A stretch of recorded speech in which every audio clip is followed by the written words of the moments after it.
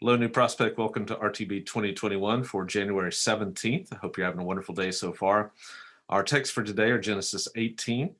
We also have Matthew 17, Acts 17, and then Nehemiah chapter 7. Let's talk through these real quick.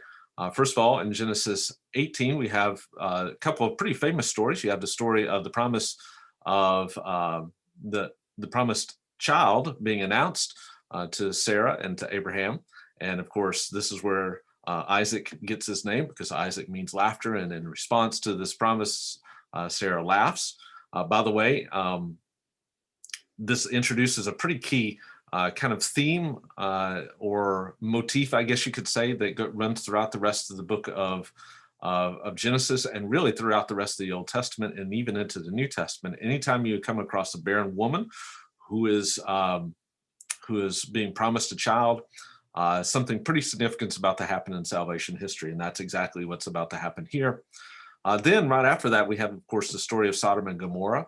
One thing to pay attention to in that story, obviously it's a pretty famous story. It shows how God takes sin.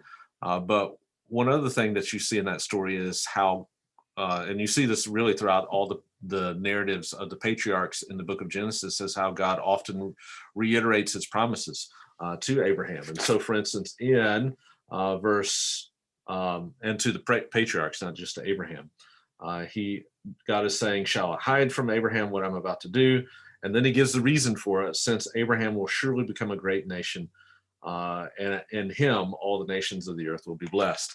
And so part of God's rationale for doing what he's doing is based on his promise given all the way back in Genesis 12 to Abraham. God is committed to this promise of using this family, this patriarch, and his offspring to bring about blessing to the nations. And God is still committed to that promise even today.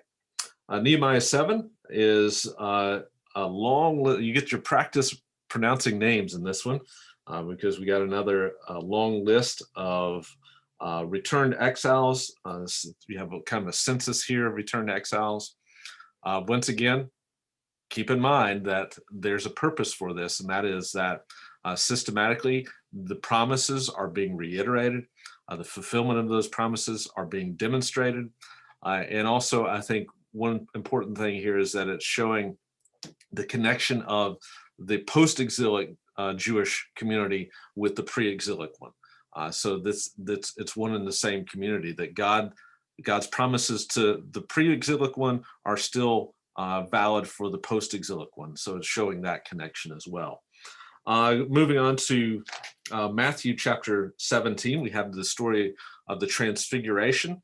And this is again right as pretty much after this event, this event in Caesarea Philippi from chapter 16, everything is heading towards the cross from here. And it's at this point in time where God reiterates his commissioning of his son, and also reiterates his identification of who Jesus is. And it's very similar to what we have, of course, at the baptism, where God identifies who Jesus is as my beloved son in whom I'm well pleased, listen to him.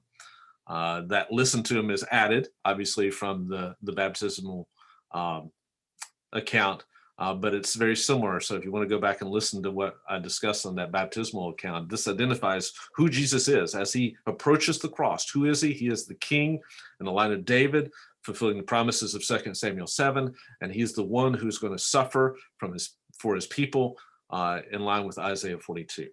And then finally, in Acts chapter 17, we have, of course, Paul's famous sermon on Mars Hill in Athens, where he confronts the philosophers of the day, and he identifies this altar that is with the inscription to the unknown God, and he says, "What you worship in ignorance, this I proclaim to you, that this is the unknown God to you." Is the God who has revealed himself in Scripture and in the person of Jesus Christ. He is not served by human hands as though he needed anything, but he gives himself to all people, gives to all people the breath um, life and all things. So he doesn't need anything. And this is the God that you should be seeking and should be serving. And so that's a interesting account of Paul's apologetics here in the book of Acts and Acts 17. So lots of things to think about, meditate on in these texts, and especially this sermon of Paul. So I hope you do that this day, January 17th, 2021. Hope you've enjoyed this RTB 2021, and hope you have a great rest of the day.